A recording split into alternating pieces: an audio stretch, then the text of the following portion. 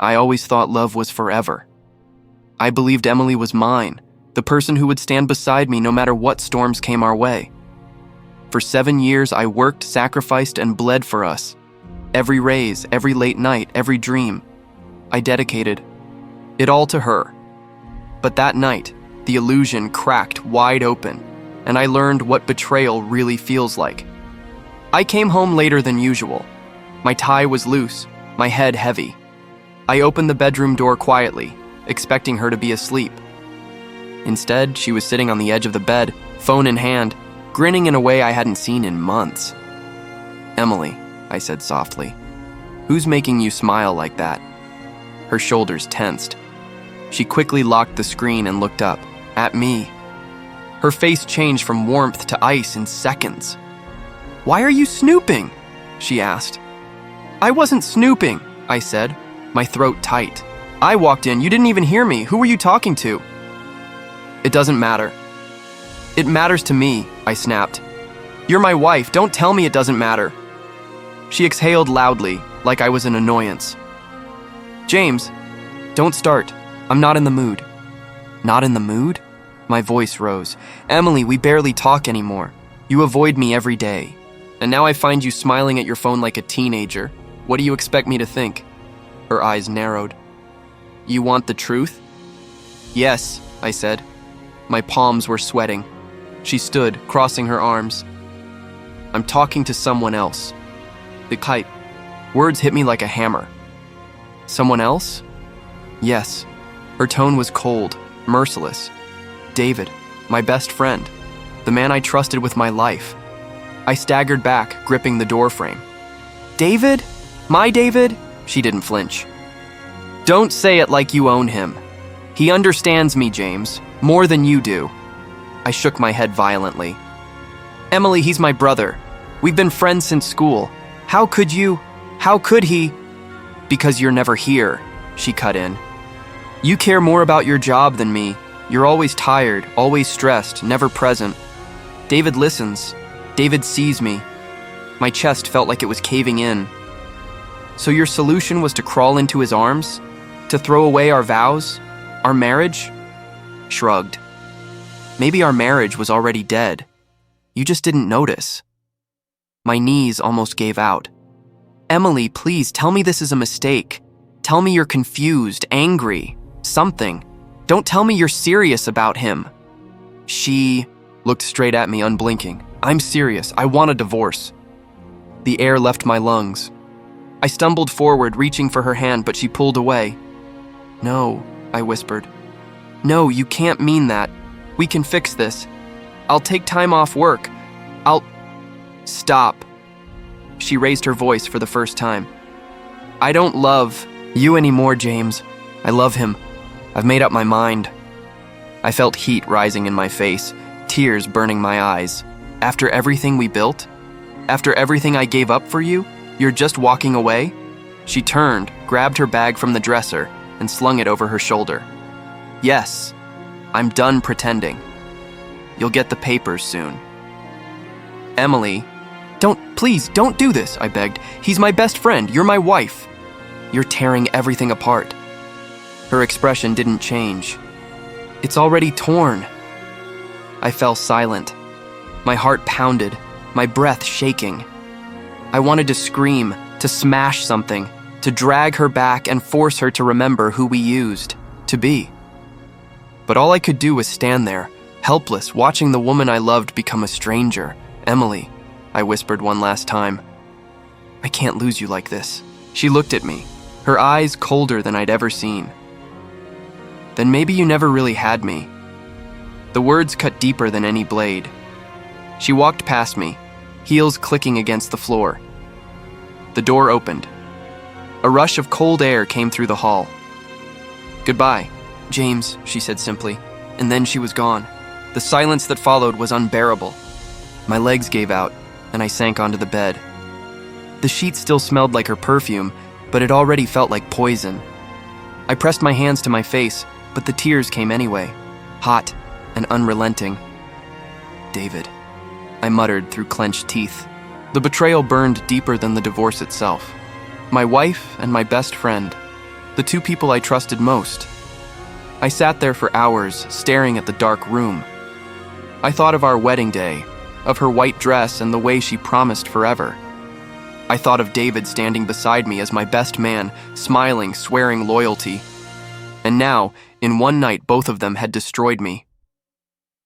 By the time dawn broke, I was hollow, a shell. My marriage was gone. My friendship was gone. My world had shattered, and all that remained was silence. But in that silence, something inside me stirred.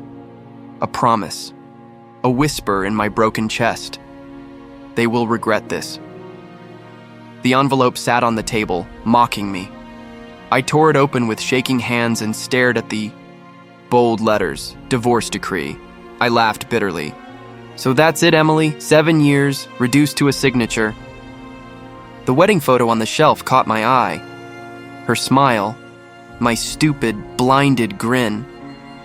I picked it up and whispered, "What did I do so wrong?" The door creaked, and my mother stepped in. "James, you haven't eaten. At least take some soup." "I'm not hungry," I muttered. "You've said that for 3 days," she scolded gently. "Starving yourself won't bring her back." I slammed the photo down. "I don't want her back, I just want answers." "Then ask her," she said quietly. "She won't talk to me." I rubbed my face. She made her choice. Mother sighed.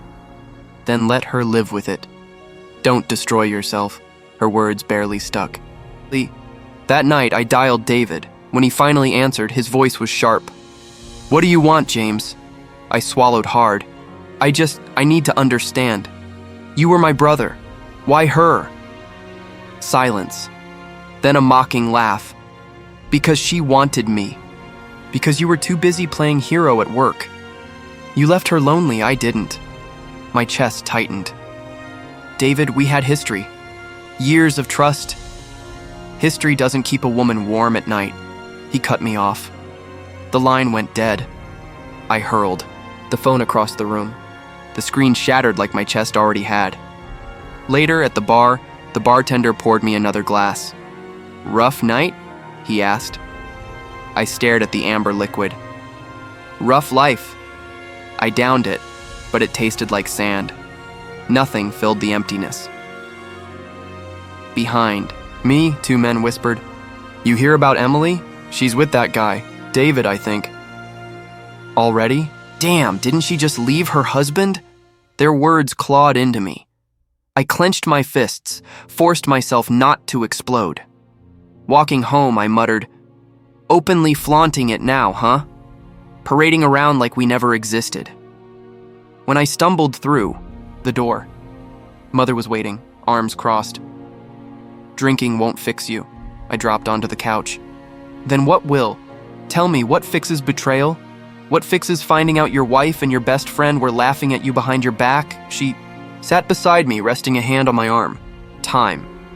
Faith. Strength. You have to stand again." I can't. My voice cracked. I see them together in my head every second. I close my eyes and it's them. I open them and it's still them. How do I fight that? "You fight by living," she whispered. "By proving they didn't break you." Her words echoed in the silence. That night, I sat in the dark, staring at the broken phone. I thought about David's mocking laugh, Emily's cold eyes. The pain was unbearable, but deep inside, beneath the wreckage, something small began to burn. I clenched my fists and whispered into the darkness, "I will rise. One day they will regret betraying me." I stared at my reflection one morning and barely recognized the man in the mirror.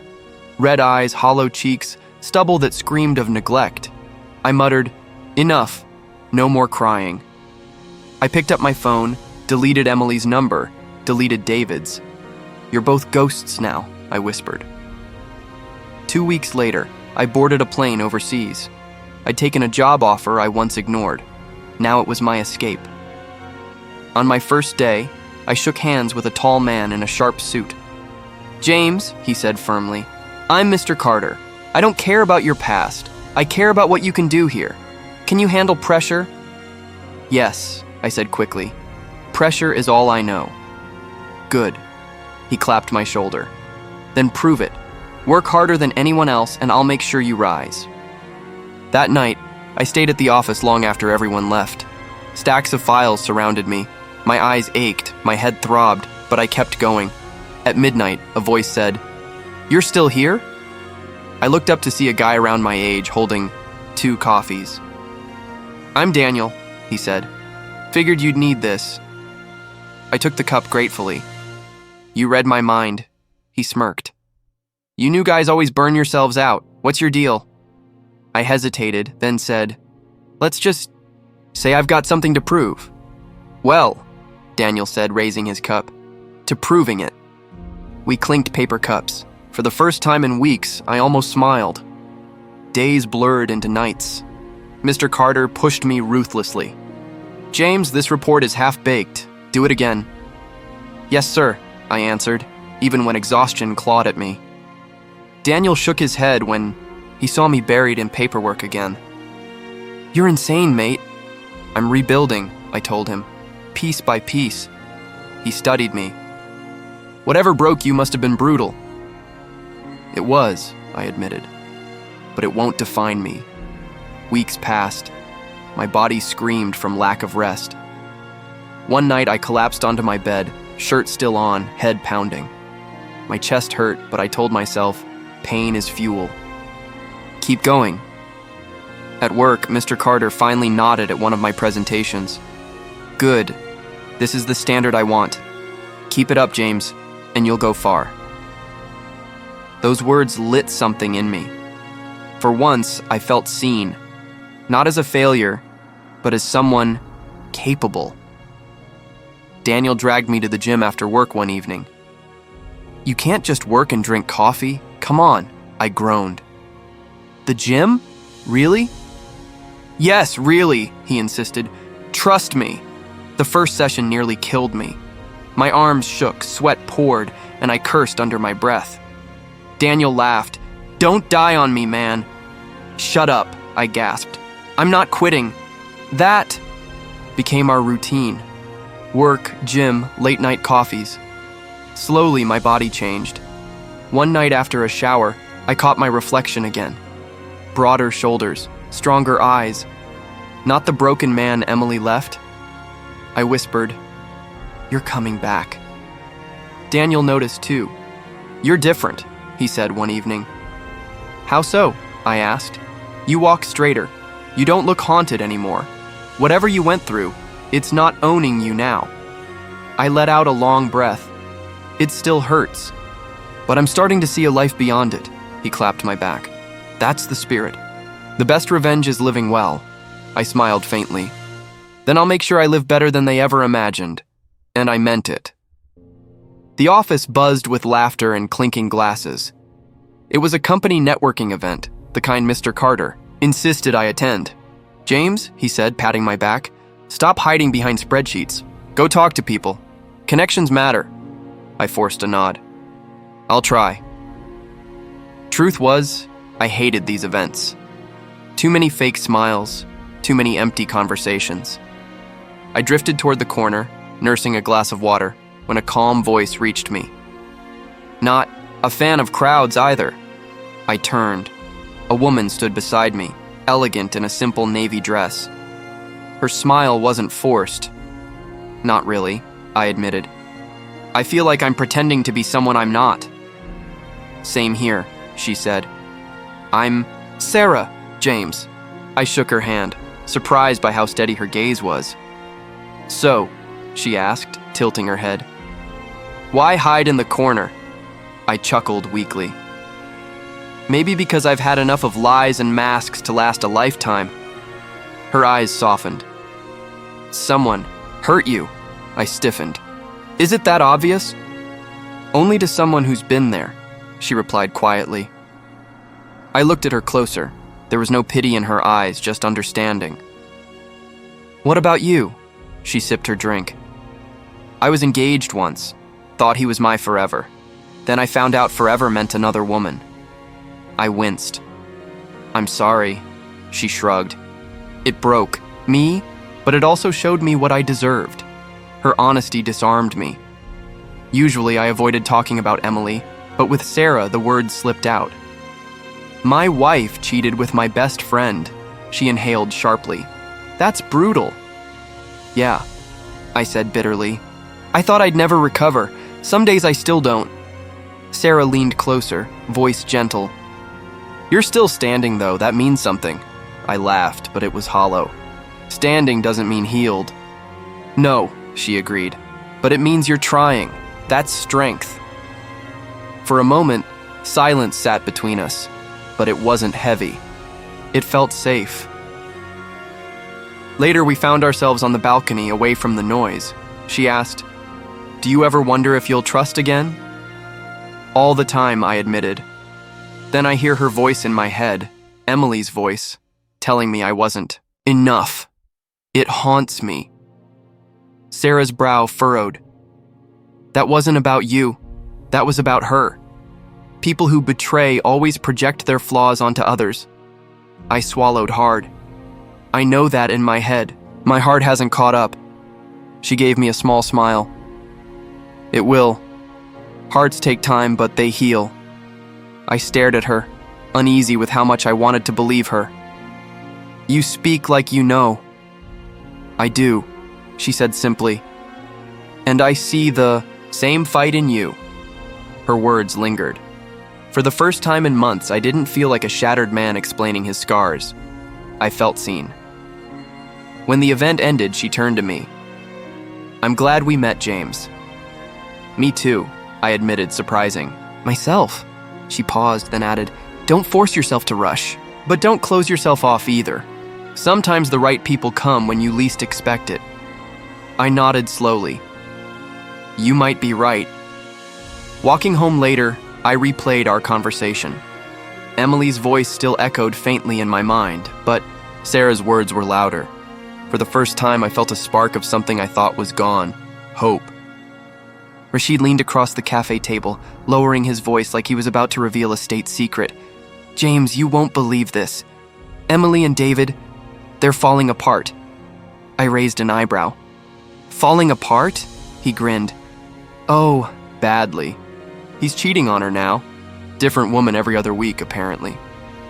I sipped my coffee slowly. That doesn't surprise me. You don't sound shocked. I'm not, I said flatly.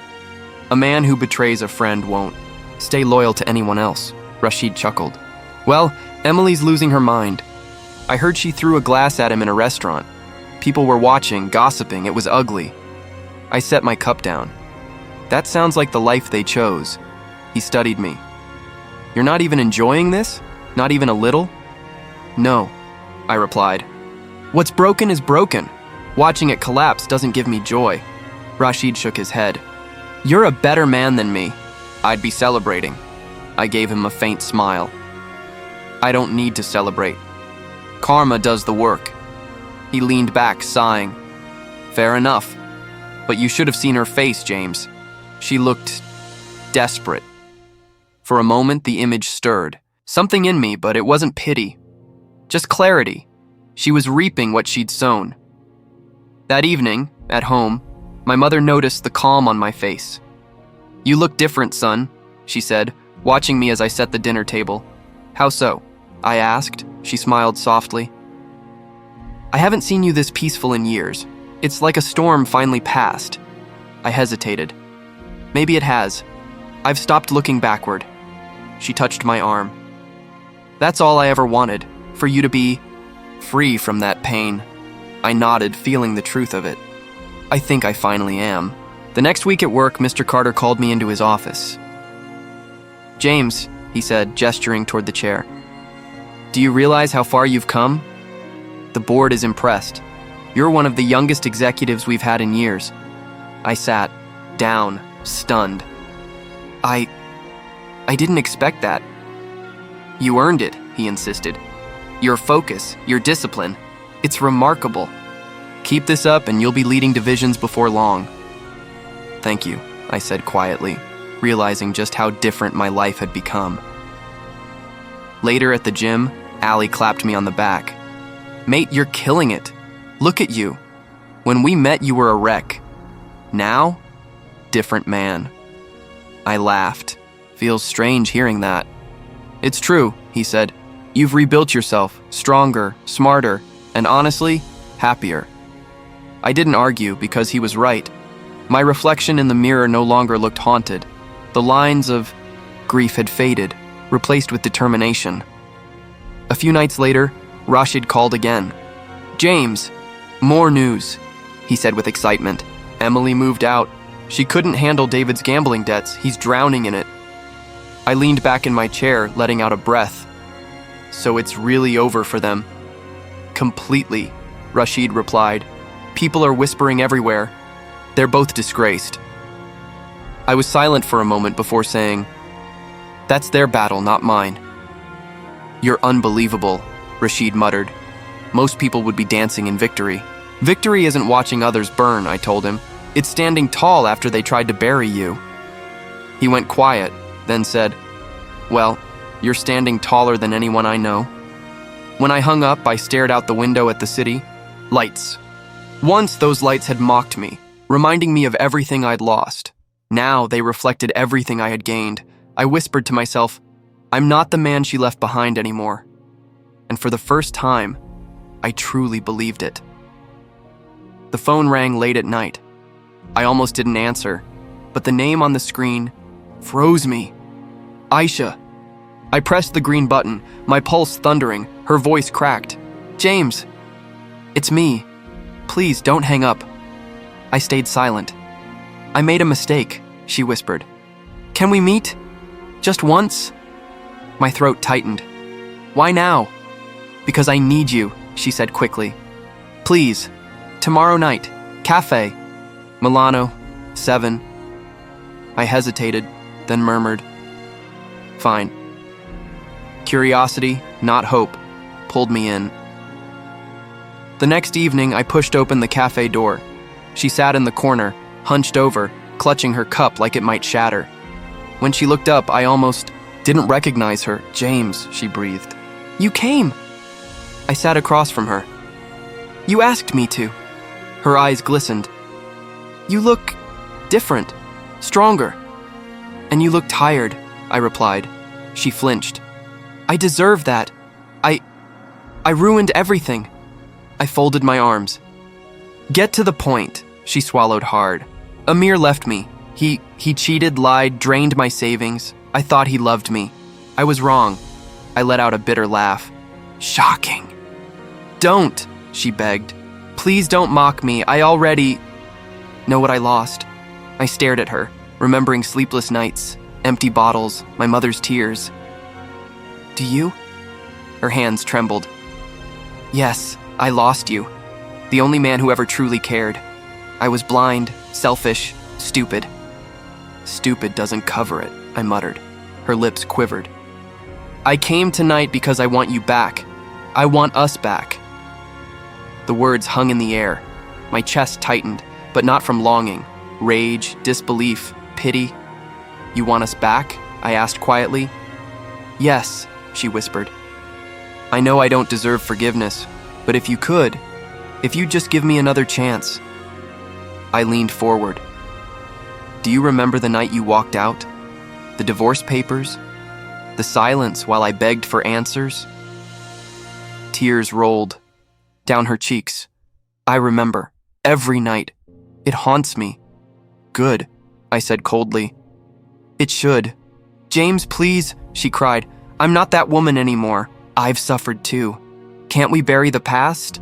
I shook my head slowly.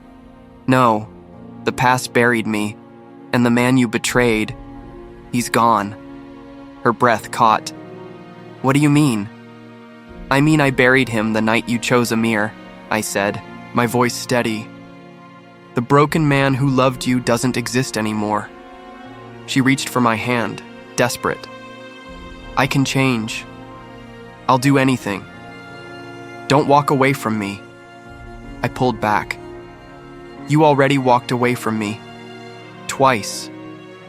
First, when you betrayed me. Second, when you pretended I never mattered. Her sobs grew louder. People in the cafe turned to look, but I didn't care. You think I haven't suffered? She choked out. I lost my home, my reputation, my pride, and I lost my soul, I cut in. But I rebuilt mine. What have you rebuilt? Her face twisted with shame. Nothing. I have nothing left. For a moment, I almost pitied her. Almost. But then I remembered the coldness in her voice the day she chose him over me. James, she whispered, broken. Don't let me drown alone. I stood up, my chair scraping against the floor. You're not drowning because of me. You're drowning because of your choices. She looked up at me, pleading. So this is it? After everything we shared, you just walk away? I leaned down, my voice low but firm. Yes, because what we shared, you destroyed. And I won't resurrect the corpse of a love you murdered. Her tears fell onto the table. Please, don't go. I straightened, my chest heavy but certain. Goodbye, Aisha. As I walked out, the night air hit me like a cleansing wave. My heart pounded, but not from longing, only release. Behind me, through the glass, I saw her crumpled figure, shaking with sobs. Once, that sight would have shattered me. Tonight, it only reminded me how far I'd come. I whispered to myself, the past crawled back, but I don't live there anymore. And with every step away from that cafe, I felt lighter. Sarah and I sat on the balcony after dinner, city lights flickering beneath us. The silence between us wasn't heavy, it was safe. Still, my chest tightened. I knew I couldn't hide forever. I exhaled. Sarah, there's something I need to tell you. She tilted her head, concern in her eyes. You look scared. What is it? My past, I said, my voice rough. The reason I hesitate sometimes, the reason I keep walls up. She leaned closer. Then tell me. I'm here. I swallowed. Years ago, I was married. Her name was Aisha. I gave her everything. Love, trust, loyalty. She betrayed me with someone I considered a brother. Sarah's eyes softened, but she didn't interrupt. I fell apart. I continued. I drank. I broke. I thought I'd never recover. I buried that man just to survive. And even now, when I look at you, I'm terrified. I keep hearing her voice. I keep thinking history will repeat itself. Silence lingered. My hands shook. This is the part where you leave, I whispered. She reached across the table and took my trembling hand.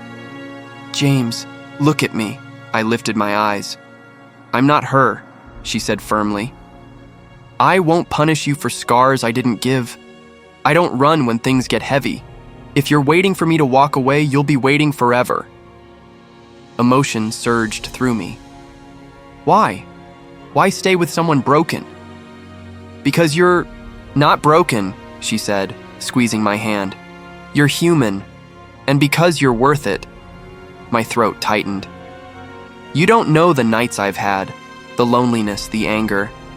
I was a ghost of myself. She smiled gently. And yet, here you are, alive, fighting, healing. That's strength, James, not weakness. I let out a shaky laugh. You make it sound simple. Love is simple, she replied. It's people who make it complicated. I looked down, struggling to breathe past the lump in my chest. Sarah, I don't want to lose you. Then, don't, she whispered. Just let me stay. Her words cut through years of fear like light through fog. I searched her face for hesitation, but there was none. Only calm certainty. You don't understand, I said hoarsely. I begged Aisha to stay once. I swore I'd never beg again. You don't have to beg me, Sarah said. I choose you. Every day I will choose you. The ache inside me shifted, less like pain, more like release. I closed my eyes. The weight of years lifting. Do you mean that? I asked quietly. She leaned closer, her voice steady. With everything I am. Tears stung my eyes, but they weren't bitter this time. Sarah, I don't know if I deserve this. You do, she said simply. Not because of what you've been through, but because of who you are now. I laughed through the tears. You're going to make me believe in love again, aren't you? That's the plan, she said with a grin. For the first time in years, I didn't feel like I was clinging to someone out of fear of being abandoned. I felt chosen, wanted, safe. I squeezed her hand back. Then maybe it's time I stopped running, she nodded. Stay here, with me. Not in the past, not in fear, just here. I took a deep breath. Okay. The city lights blurred as tears slid down my cheeks. But this time, they weren't tears of loss. They were proof of something new. Something I thought I'd buried forever. Love. Not the desperate, fragile kind I once knew, but love that stood firm, patient, and real. I whispered almost to myself, maybe this is what healing feels like. Sarah leaned her head against my shoulder. No, she said softly. This is what love feels like. And for the first time, I believed it. I never thought I'd be the one sending wedding invitations again. Yet there I was, holding one in, my hand, my name beside Sarah's. The ink felt surreal. When I told my friends, their reactions were loud. James, you're actually getting married? Rashid nearly dropped his glass. I smiled. Yes, to Sarah. She's everything I didn't know I needed. Rashid slapped my shoulder. About time you smiled like that. The whole city will hear about this. He wasn't wrong. By the end of the week, it seemed everyone knew, including Aisha. My phone buzzed late one night. Her name flashed on the screen. I hesitated, then answered. Her voice cracked. So it's true? You're engaged? Yes, I said firmly. I'm marrying Sarah. She broke down instantly. You replaced me, just like that, after everything? I clenched my jaw. After everything, Aisha? You walked away. You betrayed me. I rebuilt myself without you. You can't mean that, she sobbed. James, I made mistakes, but I cut her off. Don't. This isn't about you anymore. You made your choice years ago, and I finally made mine. There was silence, only her crying through the line. I ended the call before the past could drag me back. The gossip kept spreading. Rashid filled me in over coffee. Amir's finished, lost his job, drowning in debt. People say he drinks all day. And Aisha, she looks empty, like life chewed her up and spat her out. I stirred my coffee slowly. Karma doesn't need an audience, Rashid. It takes care of itself. He nodded. And you? You look at peace. I gave a small smile. For the first time in years, the days leading up to the wedding blurred with preparations, flowers, suits, vows. But the moment that etched itself into me came when I stood at the altar. The music began. I turned my head. There she was, Sarah, radiant in white, walking toward me with a calm smile that reached her eyes. My chest tightened, but not from pain, from peace, from something steady and whole. When she reached me, she whispered, "Nervous?" I laughed softly. Not anymore. The officiant spoke, but I hardly heard him. My focus was on her eyes, on the warmth of her hand in mine. Do you? James, take Sarah. I do, I said before he could finish. Sarah grinned, squeezing my hand. I do, she echoed. The applause rose, but inside, it was quiet. A stillness I'd never known. Afterward, Rashid pulled me into a hug. I've never seen you look so alive, I chuckled. Because I am.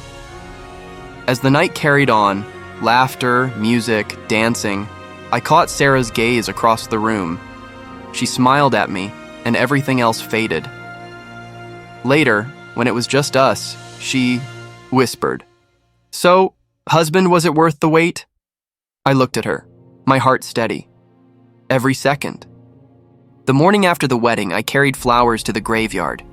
The grass was damp beneath my shoes, and the silence wrapped around me. I stopped at my father's stone, placed the flowers gently, and sat down.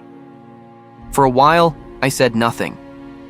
Then I whispered, "Dad, I finally made it." The wind brushed lightly against my face as if answering. I smiled faintly. I'm happy again. After everything, after the nights I thought would never end, I'm standing here whole. A soft voice broke my thoughts. "You talk to him often?" I turned. Sarah stood a few steps away, her dress swaying with the breeze. I nodded. "Not often, only when it matters." She came closer, kneeling beside me. "What did you tell him?" "That I survived," I said. "That I let go of revenge. Their choices destroyed them. I didn't have to lift a finger." Sarah touched my arm gently. "You're not bitter anymore. I can hear it." I exhaled slowly. For years, I carried anger like armor. But now I don't need it. My victory is simple. I lived, I healed, and I found you. She gave me a warm smile. And you'll never fight alone again. I looked back at the stone. Dad, I wish you could see her. She's strong, kind, everything I thought I'd lost faith in. I thought love was weakness, but with her it feels like home. Sarah squeezed my hand. I'm honored, James. Truly. I chuckled softly. You're the one who should be honored. I'm not exactly an easy man. You're easier than you think, she teased. You just needed someone to listen, not to judge. Her words settled deep inside me. That's what made the difference. Aisha mocked me when I was broken. You saw me when I couldn't see myself. Sarah tilted her head. Do you still think of them? I paused. Not in the same way. I don't replay the betrayal anymore. I hear things. Amir drowning in debt. Aisha crying over what she lost. But it doesn't matter. They're ghosts now. I don't need to haunt myself with them. She whispered, That's closure. Yes, I said quietly. Closure doesn't come from their apology. It comes from finally forgiving yourself for ever loving the wrong person. Sarah leaned against me, her head on my shoulder. Then, let this be the last time you mention them, I nodded. Agreed. After today, no more shadows, only forward. The breeze rustled the leaves, and for a moment it felt like my father was smiling somewhere unseen. I stood, brushing the dirt from my suit. Ready? Sarah asked. I offered her my hand. Always. She slipped her fingers into mine. Where? To now? Anywhere, I said, pulling her close. The world looks different with you beside me, she laughed softly. Different good, I hope. The best kind of different. I squeezed her hand as we walked toward the gates. For so long, I thought healing meant going back to who I was before. But I was wrong. Healing is becoming someone stronger than I ever imagined. Sarah glanced at me with bright eyes. Then your father would be proud. I swallowed hard, my chest tightening with emotion. I think so too. We reached the car, and she leaned against the door, studying me. So James, what's next for us? I smiled, a steady warmth filling me. Life, just life, together, no more looking back. She kissed my cheek. Then let's live it well. Hand in hand, we drove away from the graveyard. As the road stretched, ahead I felt a quiet certainty. My story of betrayal and loss had finally ended. What remained was love, peace, and a future I was finally ready to embrace.